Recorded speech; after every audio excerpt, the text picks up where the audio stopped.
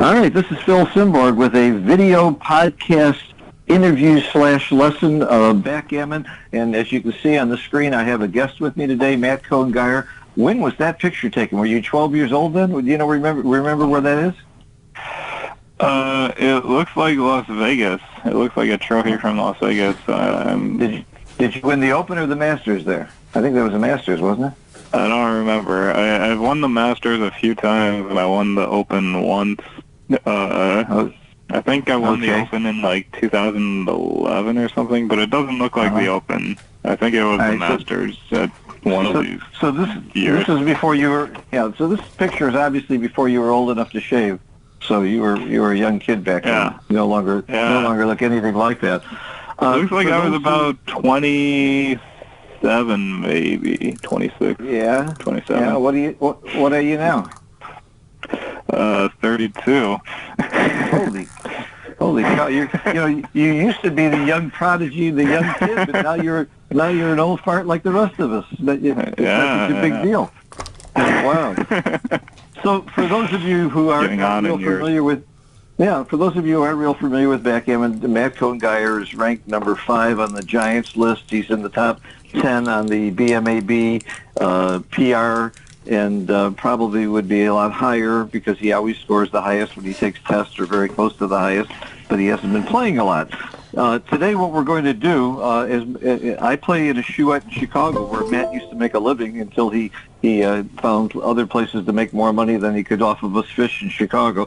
But we've been having a lot of shoettes in Chicago, and over the last week I've had 10 or 12 positions that came up that really stumped us, or at least stumped several people.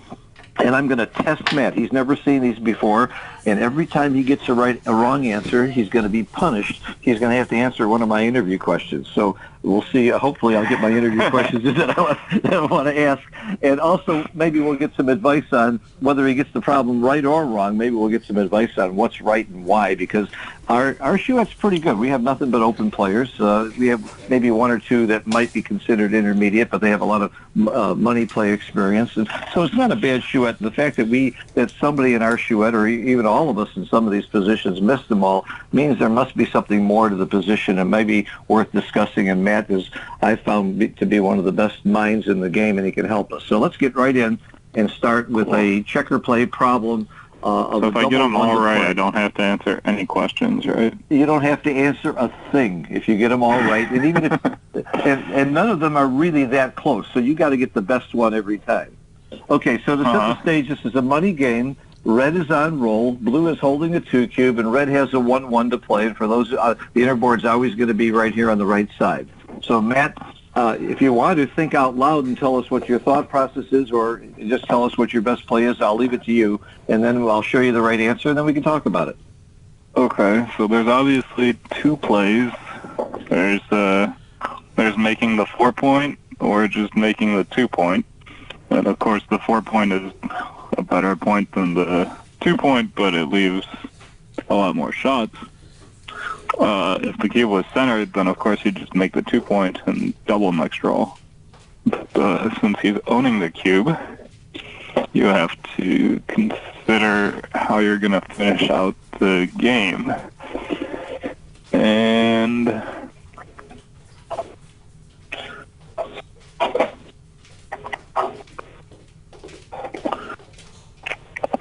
one problem with making the 4-point is that it duplicates your own 5s. If this is what it would look like. Right. And like if you get hit with a 2, it slows you way down, but of course it's pure and you'll have the 4-point for the rest of the game. You could also hit with 1-6.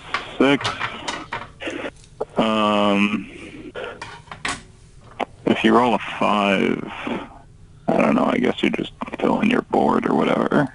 But you're happy either way. Yeah. Sure. You have but I mean, you don't have that many good numbers, right? I guess you have the 6 that makes the bar point, which is also pretty good. So let me go back to the original position and see what making the 2-point looks like. And this way is a lot safer.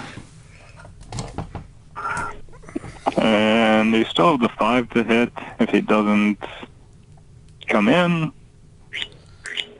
If he, you have the 6 to make the bar point, but you're going to have to finish out the game. But you don't want to play with Mormon back.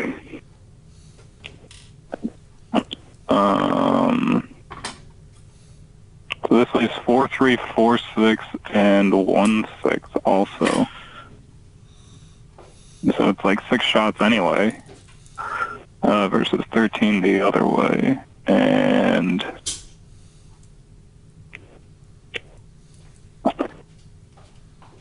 it's 14 the other way. It's 14 the other way because you forgot double ones. Right. 14. If he just rolls like a 4, so he rolls like 4-2 or 4-5 or something like that. I guess double 4s would be like a really good roll for him.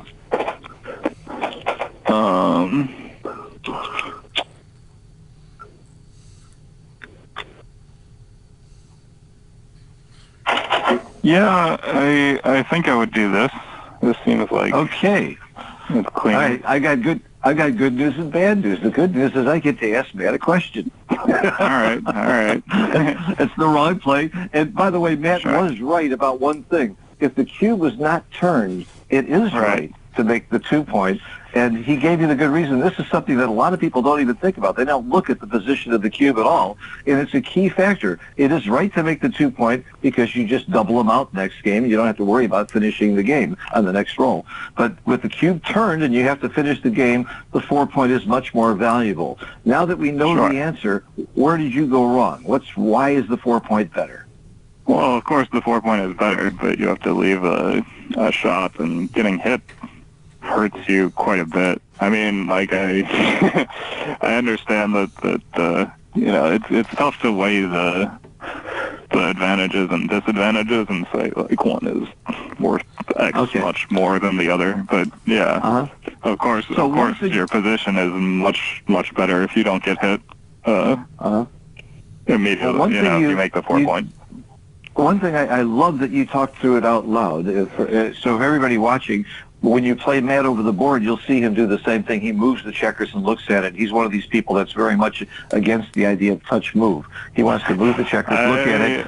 I haven't said anything one way or the other about touch move, but given that the rules currently don't require touch move at all, I don't feel obligated to follow something that isn't in the rules.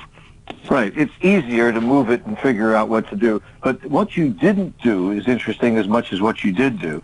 I didn't hear you talk about game plan. One of these plays is a priming game. The other one's pretty much of a hitting game. And it may boil down to that. Yeah. I've always said, I mean, so that's, the keeping him on the bar is good, of course. I guess both of them kind of keep him on the bar, but priming is very good, but it's harder to prime if you get a fourth man sent back. But the other play leaves shots also, so then you're even in worse shape if he hits you, with like a 4-3 or something after you make the 2 point. Well, to all my friends in the Chicago Chouette, we should all feel a little bit better that we had a problem with this play now because one of the top players in the world also had a problem with the play. Now, let's get away from backgammon a second. Let me ask you my first question on my list. What the hell have you been doing the last couple of years? We haven't seen you at very many tournaments. What's going on with your life? You're living in San Francisco, and what's your daily life like? You're not playing backgammon very much, are you? Yeah, I don't play so often. Once in a while, but I look at positions from time to time, But just kind of hanging out and keeping active, staying in good shape and enjoying life. So, and the reason you picked San Francisco, I know you're good friends with Jeremy, the guy who lives in that area, but you just love San Francisco. I mean, you can live anywhere the hell you want in the world, can't you? So, yeah, it's a nice city here, it's a great city, yeah. It's the weather is not so great right now in August, but it's It pretty much stays this way all year, so. Okay, well, we're done with number one. I got my first question in. Let's go on. And so far, you're scoring not too good, not too bad, because it's only a .041 error. It's not a horrible 0 for 1. Not a horrible mistake at all. Yeah, but it's not a horrible mistake at all. No, I mean, I've had trouble with this move. Like, it's not obvious to me one way or the other, but well, it wasn't making the 4 points obvious better. Well, you just made about 8 of us in Chicago feel a lot better. Let's go on to the next one. All right. Here we go. This is a similar. This is again red on roll and red to play double 2. Double 2s? Wow. Okay.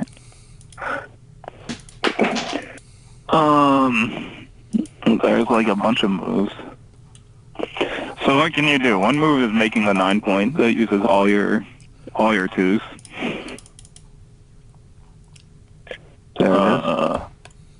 Duplicate some aces. 6-1, 4-1, 3-1, double 1. So like 5-1 and 2-1 would be the one that would hit you. But if he just primes you by making the bar point, you may have to break anyway, or even just like making his 4 point with like 4-2 or something. If you don't roll a 6 or a 5. I guess you have some 2s to play. 2-3 and 2-2. 2-1. Yeah, so only like 2-4 doesn't play, but still, you got 3 men back.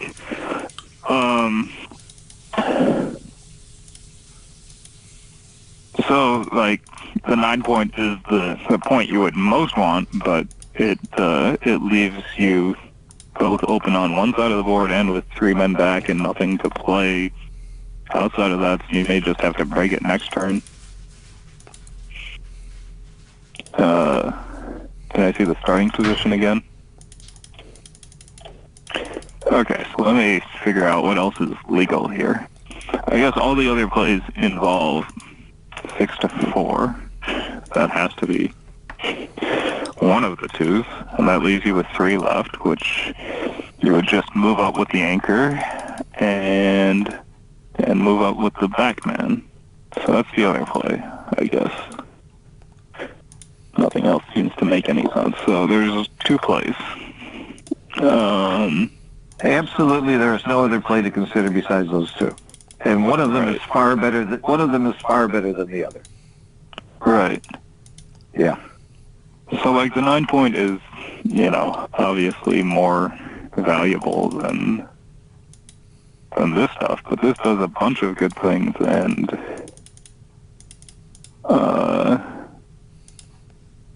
you have some checkers that you can play with without, like, breaking your board. So this is certainly what I'm leaning towards. I'm trying to see if there's, like, a reason why I wouldn't. I guess, like, double 6s would be an enormous swing roll. But I'm pretty sure I would do this. Okay, let me put it back. By the way, I hit Control-C to save the initial position. I'm hitting Control-V to go back to the original position. And now I don't get to ask Matt a question. It's clearly right by a lot. Yeah. And at least half of the people at our shoe felt that making the 9 point, including me, I got this one wrong. The 9 point is like a little bit better, but it does one good thing and it leaves you totally stripped, and the top play does like 4 good things. There's a saying in backgammon that if you can do like more than one good thing at once, you should do that as opposed to just doing one good thing. Like the 9 point by the way, improves your position, but it's only 1 point. That applies to life too. I'd rather do 2 good things. I'd rather go to a movie and have dinner than do one good thing. It's not just the backgammon thing, but look at the difference. It's a .31 error, and it was hard. It was hard not to make the 9 point for me. So I see what you're saying. You're getting. It makes perfect sense, right? He's gonna roll, and then you have to play the rest of the game. If you were just playing an empty chair, then making the 9 point is nice. But he just makes his bar point or his 4 point or hits you, then like your prime is going to collapse pretty quickly. I gotcha. So, is it possible that making the 9 point could be? I'm sure it'll be better if you had more Let's say you flexibility. if you like owned the bar point or something.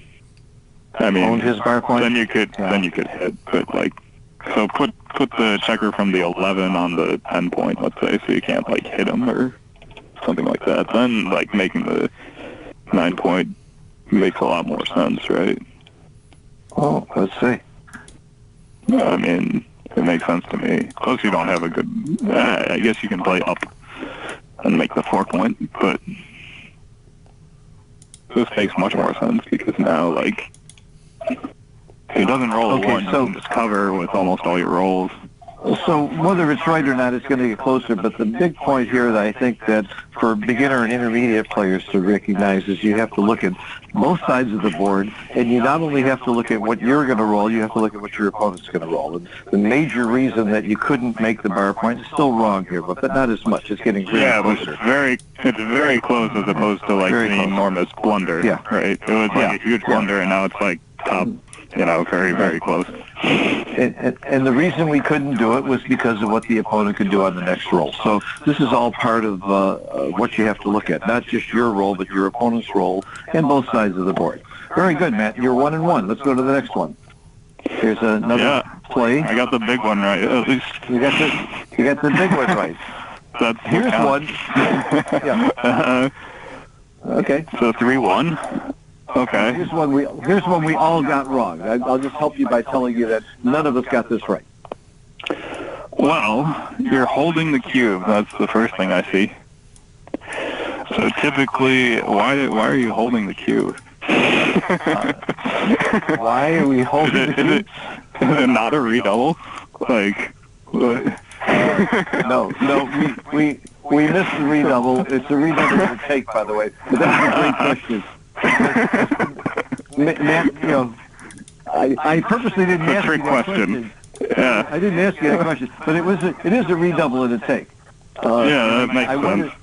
I wonder if the play changes after the cube's on the other side. I don't know if it will. I mean, I was going to say, you could just make the 5 point, but, like, that doesn't make any sense given that you just missed a redouble. Like, why would you do a 6 when you're about to redouble him? That's a good point. Maybe we should put the cube on the other side. That might make our other plays right after all. Maybe. I think in this position I wouldn't leave a shot. Maybe I would leave like an indirect. I could maybe leave an indirect, but I got you. But I could just play like 7-3. That might be a play. Yeah. And then redouble. Well, that's why we all missed it. Makes sense. That's why we all missed it because you're doubling him. You're doubling him as long as you don't get hit. You should play. Yeah, you're not doubling him out, but like, if he rolls a normal number that isn't 3-5 or 3-4. All right. So I'm not going to quiz you on this one because you're right. I'll show you because this is the right play. None of us saw playing 6-3 made sense to any of us. We all played 11-8. 11-10 and 6-3 is right by a lot, huh?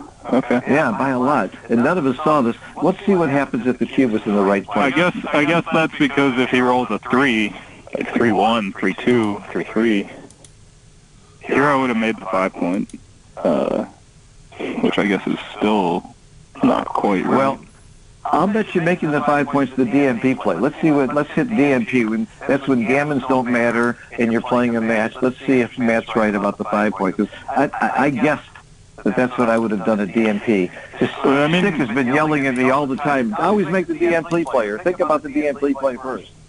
Yep. No, it's still 11 beats and 6-5.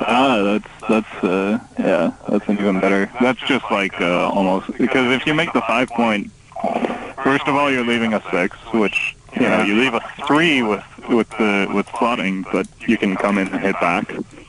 Like you can roll any 6 that comes in and hits back. Or also, if you make the 5 point and he misses you, then you have to roll a 3 to cover, or a 6-5 to make the or 6-4 or 5-4 to make the. Or you're probably hitting him loose. Yeah, you're probably hitting him loose on the 2. Right, but you don't want to hit him loose. If you slot the 5 point, you have like almost all the rolls make 6 prime next roll. If he misses, you're like almost in to make a 6 prime. Like you can hit loose, but then you leave a return shot, and you could just lose the game, and you know.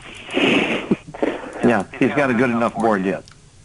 Yeah. A 5-point board, you could get problems. All right, I'm going to go on to the next one because we all blew this one just by not even seeing the double. Next problem. Next problem, 6-3. 6-3 for red. Still loading. Okay, 6-3. So, typically you want to hit the guy who's back. You don't want him to play with, only one man back.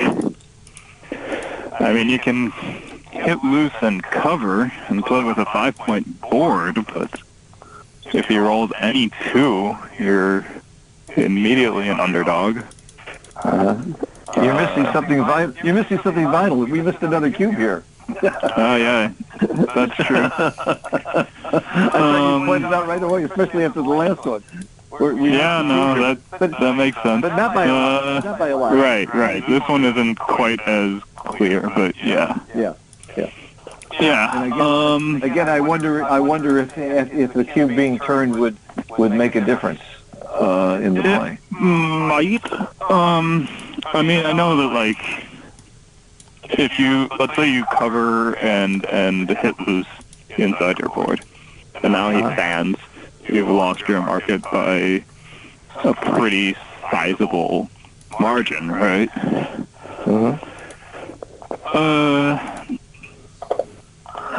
And I don't really cover.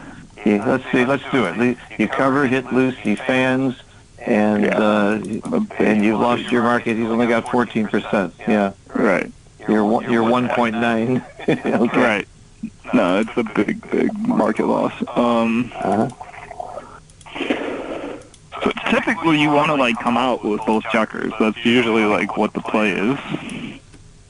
If he rolls a 2, you just cash. Why? Because you send a second man back, so if you get hit, you aren't like immediately losing, as opposed to the other play where if you cover and hit loose, now you're 70-30, basically like, you're 70% to win when he fans, but like when he hits you, you're like immediately losing. Whereas here, I think you're still like 70% to win. He doesn't roll an ace, right? You cash everything that any 2 is a cash.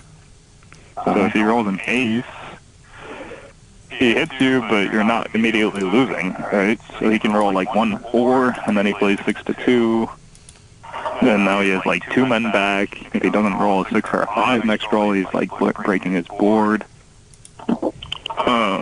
And even if he does escape, he has to escape another checker after that. So typically this looks like the right play. And by the way,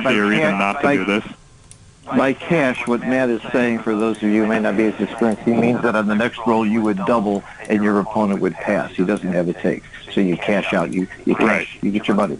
Okay. Right. We already checked that one, and it was a huge pass. Yeah. Is this your play? Yeah. You got it. Yeah. I may not get to ask you, but I may not get to get to my list of questions for you on this. This seems like a pretty clear play to me. Like the other ones were a bit trickier, but this one seems pretty obvious. Well, of course, the play over the board was the hit and cover play. Thinking that you get more gammons, you'll eventually pick up this checker anyway. But of course, the obvious problem is what happens if he rolls a 2. You could really, you're just losing. Yeah, you're just losing. Yeah. All right, let's go on to the next one. Let's get some more problems. We have one more checker play problem, then we're going to get into cube problems. And most of them have the word Carter by them, as you can see, because we had a good show. We had 7 guys there on Saturday. Usually we were down to 4 or 5, but nothing like you have up there in is it San Rafael where you're playing with interlocking Chouette? Yeah, sometimes San Rafael and Larkspur. They do interlocking when they get up to when they get like 6 or more players, they start playing on the most fun which shoe is really fun. Yeah. Oh, the most fun shoe I've ever played. It's not the biggest stakes, and but when I loved interlocking shoeettes, and from that in LA I've had 2 or 3 sessions where I've had large groups in LA. We had 17 people for an interlocking shoeette one day. It's just great. But I've got bad news for you. My son Dan just moved to San Rafael, so you're going to see me there once in a while. I can't wait to get in that interlocking shoeette. Yeah, Dan, you know Dan well. He's going to be there. He just got a house there, so I'll give you his contact information because he's getting back into backgammon big time also. All right, cool. So we have a 6-5 to play here for red. How would you play it? All right. So the first play I'm going to rule out is making the ace point, which, you know, if you don't roll a 6 next turn, you're, like, in deep trouble. So the 6 has to come out, and then you can either come around and just, you know, do nothing and leave a 2-shot, or I guess you can hit on the ace. I don't know that hitting on the ace actually, like, improves your position. I don't really see how it improves your position. I guess because he has the other blot you can pick up.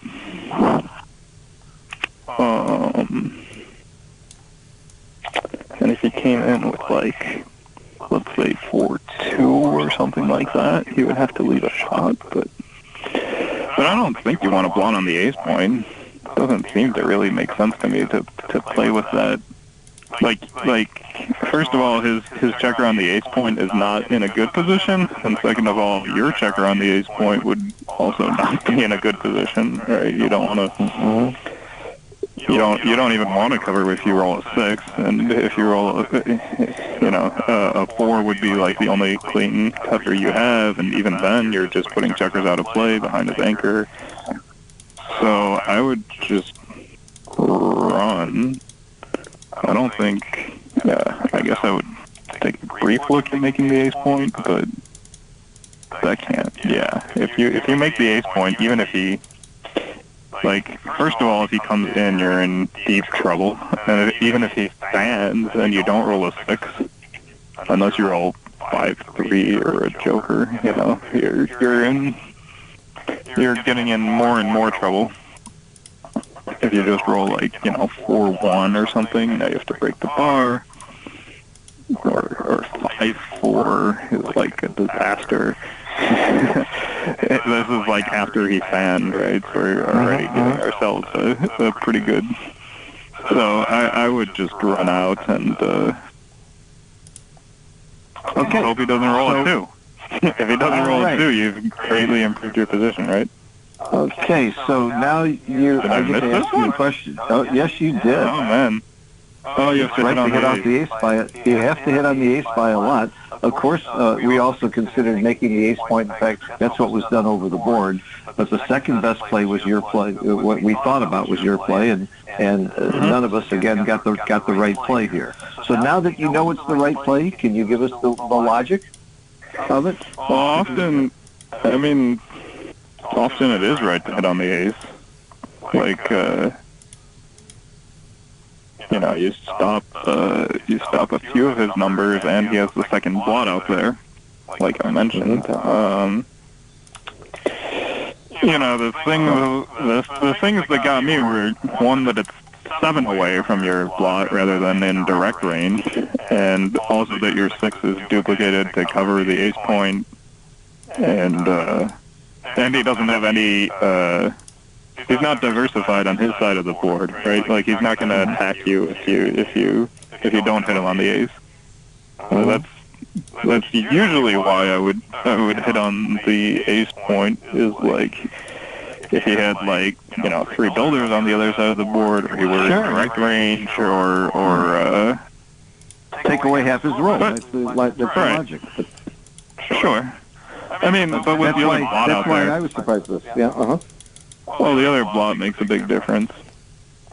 Plus So he has more timing and flexibility if you play quietly. So by hitting, you're forcing the issue more. And if he doesn't hit you back and you cover, now you got more time to bring out the second checker. He has more timing and flexibility, but you can also just pick up that other blot. You know, if he, like, hands, like, and now you're all 7. Yeah, after you hit. You know, Oh, okay. 5-2. Yeah. Yeah. After, Or I mean, say he comes in with like a 4-2. You know, he comes in on the 4 and plays the other checker 2, and now you roll a 5 and hit him, and now like a bunch of his entering numbers will actually break his board, right? So, I mean, with the second blot in the outfield, it always makes sense to hit on the ace point. So, okay, so that's our reason. You know, yeah, I mean, you could put in a position where, say, you take the blot from the ace point and put it, you know, make a point in the outfield, let's say. So, not like that, but the other one from the other ace point, so that you can still hit on the ace, right? But now it seems to really not make sense to me. Like, I don't understand. It's close. It's getting closer. All right. And it's still the DMP play. Okay. I guess one other thing is you can link up with a 6. I didn't really think about that, but you can. But it certainly makes sense that you could just make the 17 point if you roll a 6. Like any 6. Communication is what we're talking. This is called communication by keeping checkers within 6 of each other. So there's some advantage to that. So if he comes in or fans, you can roll. You can play the other half of your roll on the other side of the board. So if you roll 6-1, 6-2, 6-4, you know, all those numbers, you can keep the 17 point for at least a few rolls. So, like, often people, when they're looking at communication, they won't look at what's going on the other side of the board, and, you know, the numbers play the same, basically, whether you communicate or not. But here, actually, because you have, like, a bunch of diving on your side of the board, you can play all of your rolls by keeping the 17. Yeah, and the advantage of communication is you don't want to lose checkers in the outfield that gives them a chance to hit you again and get behind the prime again. So by being able to put them together is an advantage in these kind of games. Okay, your next question. Here's my next question on my list. I've been dying to ask you about this. A few years ago, you left Chicago and you left all your travels and you moved in to Las Vegas with Falafel, and I always heard that the idea was that you guys were going to start studying poker together and make it where the big money is and make a lot of money playing poker. What happened with that? How did you do at poker, and how was that experience? And I know you guys ended up doing a weight bet and you won a little money there and gave you some freedom, but what happened with the poker? Yeah, we did. There was some stories in Vegas, and we did play a bit of poker. I didn't really get so much interested in, you know, doing the whole poker lifestyle, but it did make like a little bit of money playing poker. Yeah, it was. So you were successful. You did get good at it. You did okay with it. Well, I wouldn't say I got good at it. Like, it was nowhere near as good as my backgammon. You know, I was able to beat low stakes games in Las Vegas, but you know, it was just a fun experience. But it isn't really for me. I think I don't think I have the drive to make that my life, you know. Yeah. So what happened is you went on to live in San Francisco, and Falafel's still living in Vegas. He's at the Bellagio and spending a lot of time with poker players. He's with Arcady and Jim Pasco and a lot of his poker buddies that are there, and of course he's still involved in backgammon as well. And I don't think he ever became much of a poker player either. But now that you've had some experience in both, I want you to tell me your opinion of, this is another question, but it's related. I was shocked when Kit Woolsey told me that he actually, every backgammon player I've ever talked to has said backgammon's a much harder game than poker. It's much more complicated. He says actually he thinks it might be tougher to play poker if you're talking about particularly tournament poker, because not only do you have to know the odds and everything else, but the ability to read the other person. Yeah, poker could actually be as harder than backgammon. Do you agree with that statement? Yeah, it certainly can be, and you have to, you know, I mean, it depends on your opponent. You know, at a poker table, you have to read not just your opponent, but you're sitting with 8 or 9 other people, so you have to read, you know, 8 or 9 people all at once.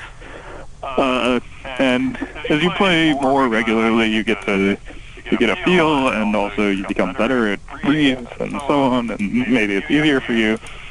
But if you're playing good poker players, there's like this constant battle between, you're reading them, and now they understand that you're reading them, and they shift their play, and then you have to shift your play in accordance with how they're shifting their play, and it just keeps going back and forth. It's like a arms race. I hear you. Sounds like a lot of work. Sounds like a lot of work. Yeah, I mean, certainly at the top levels, the guys are like, constantly trying to out level each other. But backgammon's like perfect information. You're kind of just playing against the board and yourself, and there's some discrepancies maybe with backgammon, but it's not the same kind of leveling war, I think. It is, in some sense, a more complicated game in that you have like more complex situations that come up. There's many more possible backgammon positions than there are like, poker hands that you would have. But the poker hand that you would have is influenced by the situation and your history, and there's a ton of variables. Even I know the basic odds of most poker hands. I don't know them exactly, but I know if I've got a pair of queens and there's a king on the board, and I can figure out the odds of winning and losing. That part isn't that hard compared to learning all the things you have to learn at backgammon. But reading the people, I see, is the difference. All right, let's get back to backgammon. I've got a couple of cube situations that I think are pretty interesting that I want to get your take on. All right, so we're getting into the cube now. This is red on roll cube action. Should red double? And if red doubles, does blue take or pass? Well, the first question I'm going to answer is either or take a pass, and it looks like a very easy take to me. I definitely don't see passing this one, because I see immediately how blue can win in a very short period of time, and there's not much risk of getting gammoned. So, if red doesn't roll a 6 and blue makes his bar point or rolls double 6s, then there's immediately a way to like win the game with the cube pretty quickly. So it looks like a very easy take. Would I double? You can lose your market if you roll a 6, but probably not 6-1 and 5-1. I guess 6-1 and 5-1 miss. So let's say a quarter of the time when you roll 6-1 or 5-1. So maybe one time out of those 4 rolls, if that makes sense. And then if you roll any other 6, 6-3 is the only number that leaves a shot.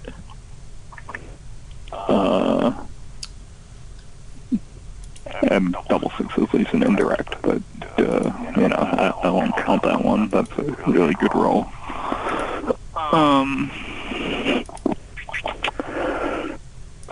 So that would be there's 9 other 6s, and you'd be losing your market. A considerable portion of those 9. So you're losing your market about a bit over a quarter of the time. Like 27% or something. Something like that. And you have some really bad rolls, like double 4, you get redoubled immediately, without blue even rolling. Double 5 has to be included. Then double 5 is bad, but I don't think you get redoubled immediately. Yeah, okay, I got you. Yeah, double 4 is like the word, like a disaster. But double 5 is pretty bad, and of course, like other rolls like 5-4 and double 3 and whatever else, anything that doesn't have a 6 in it.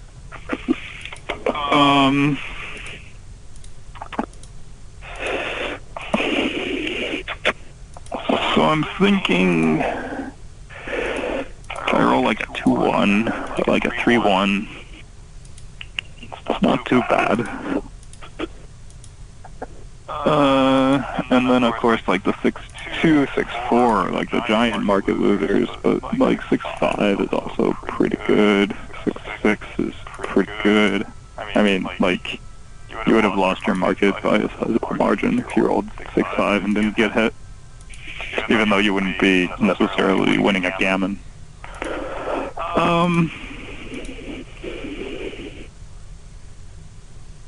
Yeah, I think I would double. Okay. So you would Like double and you would marginal. take. It's a super easy take and, like, I guess, like a marginal cube. All right. You got it right, except that it's not marginal. It's a pretty big cube. And Okay. I think the one thing you missed, if I can say it, is that the market losers that you have are such big market It's losers. not a huge cube. It's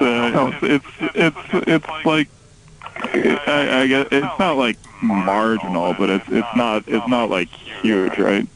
The take Isn't it a the take blunder is if it's more? huge. Isn't it a blunder if it's more than .08? It depends. Like, I mean, cube errors are generally much bigger than checker errors. So, like, a .08 checker error is like really pretty bad, but a .08 cube error is like just like average sized cube error. I see. Usually, I mean, So, especially with like a take or pass, but I guess with a double or no double, yeah. But let me ask you a question. If you're calculating your PR, does the .08 cube error hurt you the same amount as the .08 checker error as far as your PR? Right. Your PR? Yeah. So it's the same amount of equity that you lose. Yeah. So Like I the think same what amount you're of saying, and by the way, I've heard Kit tell me the same thing. I mentioned Kit because he and I have been talking a lot, and he was my first teacher. But Kit said the same thing. He said that XG really dings you too much for the mental error that you make to make a blunder on a checker play is much worse than this error. Like you said, this is not a big error mentally to come up with a 9% error. The amount of points that you would lose over time in the long run, or like the amount of, the percentage of wins that you're giving up are the same, whether it's, this position or that position or a cube or a checker or whatever. But in terms of the positional understanding, it's much easier to make a larger cube error in like a prime versus prime position than to make a checker error in a holding game, If you make like a .08 checker error in a holding game, it's like pretty bad, but a .08 cube error in a prime versus prime is not like a blunder in my book. I mean, I wouldn't call it like marginal, but I would call it like average. So that explains why most good players have a worse PR on their cube than they do on their checker play. Do you agree with that? Is that the reason? Yeah, I think that's part of it. It also has to do with like how many decisions or whatever you have. Yeah, like if you don't have access to the cube, but you're doing checkers, there's some like formula. I don't pay too much attention to like performance rating formulas, error rate formulas, but like in terms of just the general long run idea, like in the long run they tend to be about the same as the amount of equity that you're giving up, which is really what's important. I got you.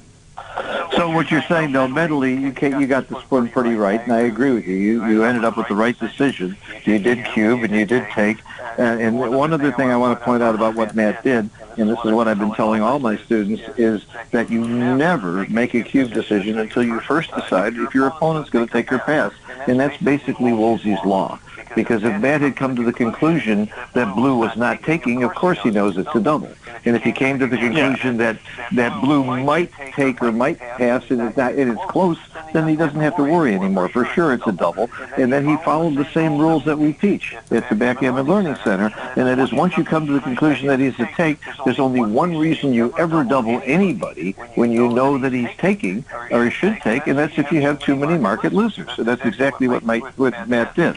And O'Hagan's law says that you should double in a money game if you have 25% market losers or more, net market losers. And again, that's exactly what Matt just did. He came up with 27, 28%, and he doubled. And it is probably about that. And another way to check it, if you're not as good as Matt in seeing the market losers, Dice Distribution does a beautiful job of it. It shows you right here everything Matt just said. Everything with a 6 in it is a double. Is a huge loser, and he also named the anti-market loser. So if you have 11 market losers and one anti-market loser, that's still you're over. Plus the fact that you lose your market by a tremendous amount, and then as O'Hagan's law says, you have to look at what happens with the other rolls. And the other rolls, you're not killed. He could roll double fives. You could lose your market if he rolls double fives, let's say. Right. We're only looking at just roll a normal number. Right. So if you just roll a normal number, you're still winning this game. You're not getting killed, except that only a double 4 kills you. If there were a whole bunch more of these these red lines that went down, even though you had these lines going up, the lines going down would rule it out, and then you wouldn't double. But there's only one that goes down, so that's why it's a double. Very good. 6.2% market losers. 26% of the time. Oh, where did you read that? Let's see. That was right on the bottom. Here. Yeah. So Matt said 27. You were way off. Yeah. 27%. You're off by 0.8%. That's terrible for somebody your level. You obviously haven't been playing much backgammon lately. The thing about Woolsey's law is, if you're not sure if it's a take or a pass, even if it turns out not to be a double, like if I look at a position where I'm like, I don't know what I would do in terms of taking or passing, like I don't know if it's a double, but if I double, then like my opponent has to make a decision also, which is which could be right. It's not easy for me. It must be pretty hard for them in most situations. And that led me to invent, and I have Kit Woolsey's permission. It led me to invent reverse Woolsey's law. Do you know what reverse Woolsey's law is? Oh, okay, you heard it before. I came up with this idea. That is, anytime my opponent doubles me and I'm not sure it's a double, then I'm pretty damn sure it's a take. At least I'm going to take. If I don't think if I didn't even realize if he had a double or not. Okay, but sometimes he's too good to double, and then I take it.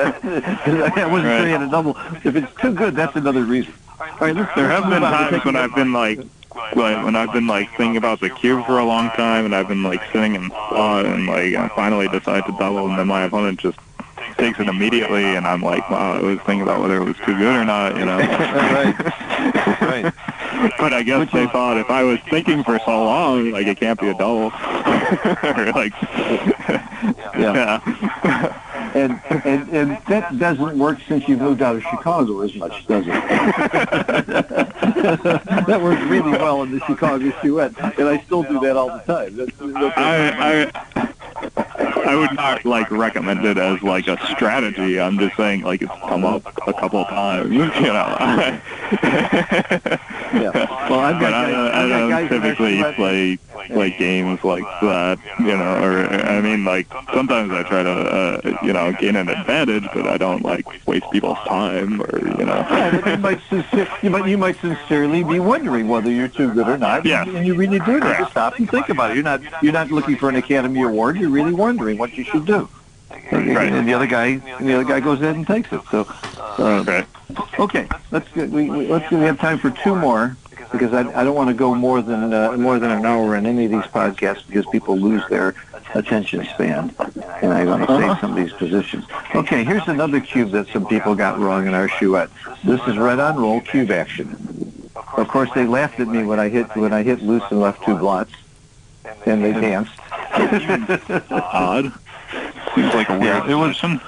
Well, I made a very weird play. I hit loose, and I can't remember what the roll was, but I did hit loose because everything else looked so horrible, and they danced, and I got the last laugh.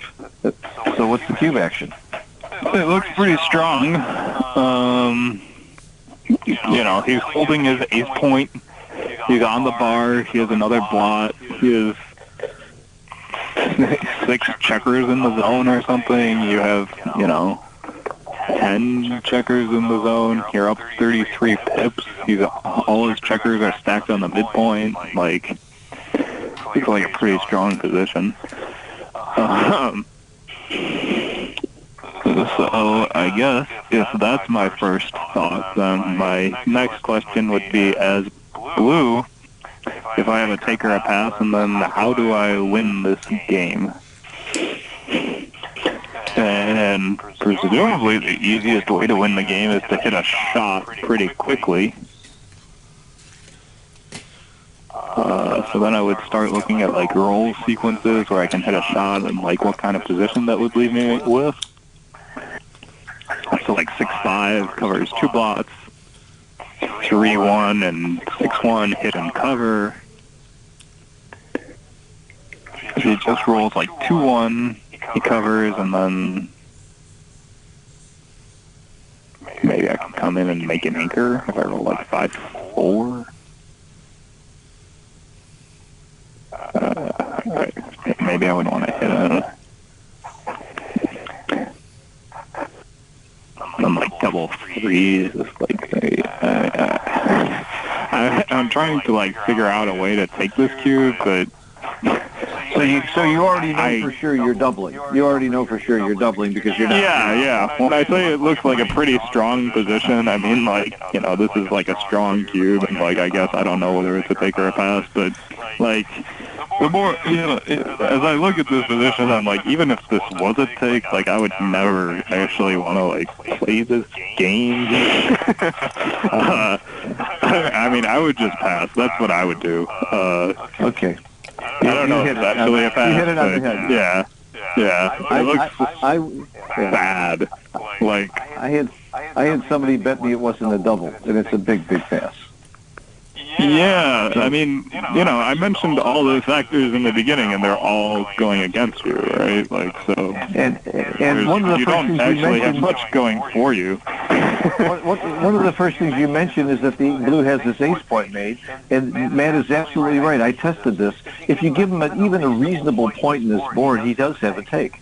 The ace point is one of the factors that makes this such an ugly game to go forward with for blue. So just by giving him the 3 point, he's got a take, a reasonable take. The 2 point, by the way, is still a pass. I checked this out. What if you put the 2 checkers back on the 6 point? Like that is more normal. Well, if these 2 checkers are back on the 6 point, it's probably not a double. It's probably not even a double. No, it must be a double. Like you're just losing your market on so many sequences. Yeah. Like, you know, what if you just cover or hit and he doesn't hit back? Oh, it's still a pass. Yeah, you've already lost your market, so you know. So you do need to have. This would be no double. Having this 5 point made, this would be no double. Yeah. There it is. Yeah. No double. Because this is a very strong board. Yeah. Right. Yeah. Getting closer. All right, you got it right. Let's try another one. This is too much fun. I'm having too much fun. I don't get you on the phone very often, much less on a video podcast very often. So we'll do this again, of course. I hope you're enjoying it. Okay, so this is another cube action problem. Red on roll, cube action. So my first thought is double. I guess the question I should start with is if it's a take or a pass, but since that's like not obvious, I guess it must be a double. You're up 46 pips. Again, he's holding his ace point. Like, if you just roll a number and he doesn't do something good on his turn, then you've definitely lost your market. If you haven't lost your market already. So you have a 6 that hits. He can still win after you hit him. Like, he can come in and make a second anchor, or even if he doesn't make a second anchor, but he doesn't have, the problem with these positions is you don't have, like, a strong board. You've, like, made your ace point. Like, I don't know exactly how it got to that point, but now you're kind of in trouble. If he had, like, his 8 point instead of his ace point, then it may not even be a cube. Or like his 3 point instead of his ace point, that would obviously leave him in much better shape. So would I take this position? Down 46 pips.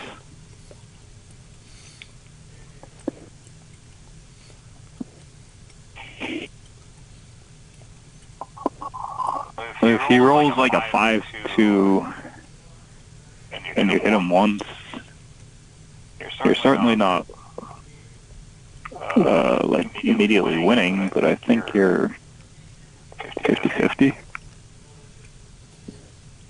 something like that.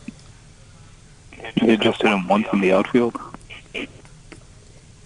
Assuming you don't get the other checker picked up.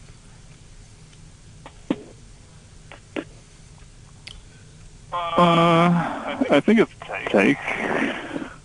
It looks like a take. Okay. So I would say double and take. That's what we all thought. That's not good. So it must be like a pass, sizable pass. Yeah. Sizable pass. Sizable pass. Yeah. We all thought it was the take too, and I took a picture of it because I really wasn't sure that it was the take at all, but right. But you're right. Yeah, I mean the ace point is just like so bad. Like, what if you go through 3 point? That must be like a huge improvement, right? I mean, you're down even more pips now, but like it must be. Oh, so at least you got a decent game. I'm still not sure. Oh, it's still on the edge. It's just I mean the ace point and the direct 6 is just like way too much. Okay, I get one more question. What are your plans? What are your backgammon plans for the future? Have you got any tournaments for sure that you're going to be going forward, or are you going to be playing in more tournaments? What's going on? I don't have anything lined up at the moment. I'll probably go to Las Vegas in November, I guess. You're not going to go to Cyprus? What about Cyprus and Japan? I'm not planning on it. Maybe Japan, but Japan is so much fun. I'm going for my 3rd straight year, and it's not just because the tournament's great. The people, already know the people, how great they are. But Tokyo is just so much fun. I love it. And so I'm going to Cyprus and Japan, and I'll be in Vegas. Mochi and I are doing a boot camp in Cyprus and another one in Vegas. So hopefully you'll come to some of those and we'll get together. Yeah, Japan's great. I like Tokyo a lot, and the people and the food and the whole like city is very unbelievable. Yeah. All right, so try to make it. So you have no definite plans, but overall, just generally speaking, am I going to see you at more backgammon tournaments? I mean, you got this great talent, and you're not using it. It makes me sick. If I could play half as good as you, I wouldn't miss a tournament. Tournaments aren't like so interesting for me these days, and there's not really like that much that is drawing me to tournaments, I guess. Let me put it that way. Okay. Well, Cyprus has 40,000 euro money added. That maybe should draw you. But I just made a post today. Sure. Shiva was talking about poker, and I said, look, if we had a poker a game at the end of every backgammon tournament, I think we get a lot more people there like you and other people that like both games. It'd just be another reason to come. Let's combine the two games. Yeah, maybe. The problem I have with Cyprus is that it's like really far away from me. But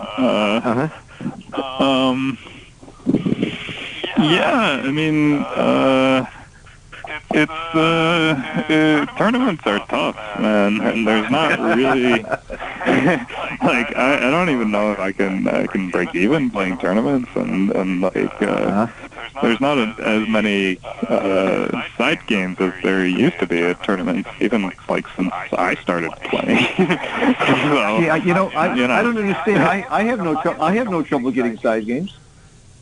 I have no trouble getting games for really big money, come to think of it. I don't understand what you're saying. Maybe there's a difference between you. Maybe there's a reason for that. I don't know, man. I mean, like, I never see people playing for big money at the tournaments. Like, you can find side games, of course, but I'm not even talking about good players versus bad players. I just never see people at the tournaments playing for any anything. we used to say it a lot, but I'll tell you, I still see it in Monte Carlo. There's still props made, still lots of side games. That's about the only place I've seen it at a major tournament. Of course, I haven't been to all the tournaments around the world. All right. Anyway, we need to cut this short. Matt, I want to thank you so much for this, for your insight and comments, and I hope this was interesting and fun for the people watching. I'm going to do a lot more video podcasts with other celebrities and other kinds of positions. So if you go to this YouTube station and you saw this, just make it one of your to follow this channel, the Phil Simborg channel, and I'll have at least 2 or 3 of these a month. Matt, I'll talk to you more, and thanks a lot. All right, thanks. Take care. Take it easy. Say hello to Jeremy for me. Will do. Bye.